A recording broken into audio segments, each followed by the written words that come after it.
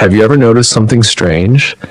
The moment you perform far beyond expectations, the system doesn't relax, it tightens, far beyond what anyone expected. You're waiting for the applause, for new doors to swing open.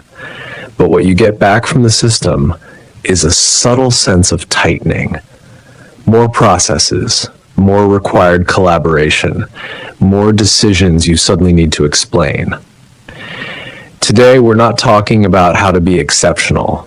We're unveiling a cold, systemic law. When your performance becomes so exceptional that it challenges the system's very framework for understanding the world, what you trigger is no longer a reward mechanism. It's the system's deep-seated defense instinct. And by the end of this video, you'll be able to tell within minutes whether the pressure you're feeling is a reward or a defense protocol. All right, pause. Consider this. After you or someone on your team delivers a contribution hailed as disruptive or redefining standards, what does the system usually do next? Not publicly, but structurally. A, you get unprecedented authority and resources, told to go and replicate that magic everywhere. B, the contribution is highly praised, but you're suddenly asked to standardize the method, systematize it, and agree to more frequent progress check-ins. C, you're given fancy new titles or long-term research projects, but you quietly drift away from the core business decisions. Type your judgment in the comments. By the end, we'll analyze why exceptionalism itself can become a risk variable the system feels it must manage. Let's walk through how this defense mechanism gets activated. First, from problem solver to the problem itself. How excellence changes your label. Imagine Allison, chief system architect at a cloud provider in Seattle. She single-handedly designs and leads the migration of a core system. It cuts latency by 70%. It slashes costs. Her design is called an art piece in the industry. At first, she's the hero, but soon her daily work changes. Her decisions get diluted. Even a minor tweak now needs a stamp from a new architecture review committee, filled with people who don't grasp her design philosophy. Her work gets shared. She spends huge amounts of time enabling other teams, explaining basic concepts instead of doing deep work. She gets isolated. Her name quietly disappears from some strategic invites about the future tech roadmap. The system stops seeing her as the source of solutions. It starts seeing her as a complex system that needs to be understood, controlled, and prevented from causing unpredictable ripples. If doing exceptional work has ever landed you in more meetings about the work rather than doing the work, type review. In a moment, I'll show you how to tell whether those meetings are temporary friction or the first stage of permanent containment. Second, the capability isolation mechanism, how the system defends against what it can't reproduce. When someone's skill reaches a level that's hard to explain or replicate using existing playbooks, the system flips a switch. It activates capability isolation. This isn't punishment, it's risk control. And there's a specific pattern that tells you which one you're facing. Systems run on predictability, replaceability, and standards. Allison's design was brilliant, but it was also deeply personal, hard to document, and relied on her unique intuition. To the system, that's a single-point mysterious dependency, a major risk. So the system responds by trying to deconstruct her magic. It demands exhaustive documentation. It breaks her work into modules to spread across teams. It might even start a Plan B team. The goal isn't to beat her. It's to make sure the whole operation doesn't crash if she leaves or if her unique approach changes. Her excellence didn't buy her more freedom. It made the system build an anti-collapse architecture around her. Third, the genius zoo phenomenon. Enshrined but isolated. When isolation matures, you get the genius zoo. The person gets a glorious title, chief scientist, distinguished fellow. They get their own budget, their own lab. They're freed from the daily grind. It looks like the ultimate reward. In reality, it's structural isolation. You're moved out of the core decision and execution stream. You're placed in a beautiful, safe, curated enclosure where your direct impact on the day-to-day machine is carefully managed. In Silicon Valley lore, genius engineers who built foundational tech, but whose thinking was too advanced or hard to manage, were often placed in advanced research labs. They had freedom to explore, but the company built intentional buffer layers and long translation paths between their blue sky work and the core products that paid the bills.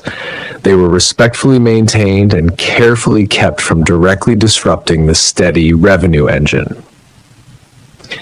Here's the dangerous part. Most people misread this stage and make the exact move that locks the cage permanently. This tension isn't new, it's ancient statecraft, repackaged. The strategist Han Feizi wrote piercingly about the conflict between raw ability and systemic power. His insight maps perfectly onto modern organizations. The system's true fear isn't individual failure. It's the autonomous power that forms when exceptional skill attracts followers and creates authority outside the official hierarchy. When you stop being just a functional unit and start becoming a potential power center, the system's goal shifts. It's no longer about using your excellence. It's about managing the structural risk your excellence creates. The tools aren't blunt suppression. They're sophisticated de-risking, embedding processes, forcing committee approvals, spreading knowledge, functional isolation. The system is trying to translate your uncontrollable brilliance back into a predictable, checkable framework it can handle. Look at a classic modern case. The evolving relationship between Apple and its chief design officer, Jony Ive, in his later years. Ive was exceptional. His designs defined products and an era's aesthetic. But as his influence grew, the system adjusted defensively. Process checks. Reports noted more tension between Ive's design team and engineering operations. Implementing his pursuit of design perfection required more complex coordination and cost reviews. Responsible isolation. He focused more on long-term conceptual projects like Apple Park, while day-to-day design leadership on core products like the iPhone was increasingly shared with other executives. This respected his genius while also isolating his direct influence from the main cash flow. Narrative integration. Externally, Apple started emphasizing team collaboration and Apple's design philosophy over Ive's personal genius. A classic move, absorb personal excellence into the systemic brand, so the person to overshadow the machine. Ive's eventual departure can be seen as the outcome of this long, slow tension. The system couldn't fully assimilate his kind of excellence. And he likely felt the space for the pure, extreme pursuit of design was being invisibly compressed inside a highly institutionalized behemoth. So, back to that first question. If you picked B or C, you see the pattern now. The core logic behind the system's defensive reaction is de-risking and reinstitutionalization. By adding process, dispersing knowledge, granting honorary isolation, it tries to turn uncontrollable excellence into a controllable systemic asset. The paradox is stark. The more you prove you can operate beyond the system's standard expectations, the harder it will work to re-anchor you within the conventional framework it understands. But this leads to a final tactical question. What if you see this coming? What if the correct move isn't to shine brighter or retreat, but to apply a specific kind of strategic opacity? To pull back, to become strategically ambiguous? The system won't see that as rest or humility. It will interpret it as a different, potentially more dangerous signal. Our next lecture in Module E digs into this deeper layer of gameplay. It's called Why Silence is Interpreted as Strategy. We'll reveal why, when you choose not to take a stance, not to compete for the spotlight, and not to be transparent, the system doesn't think you're disengaged. It activates a complex model of intent deduction. We'll explore why, in high-stakes environments, having no stance is often read as the most complex, most guarded stance of all. If keeping a low profile has ever attracted more speculation and scrutiny, not less, the next session is your decoder. Without this next layer, most people misdiagnose the system and end up amplifying the very pressure they're trying to escape. Subscribe. Turn on notifications. We're decoding the system's logic in a state of informational vacuum.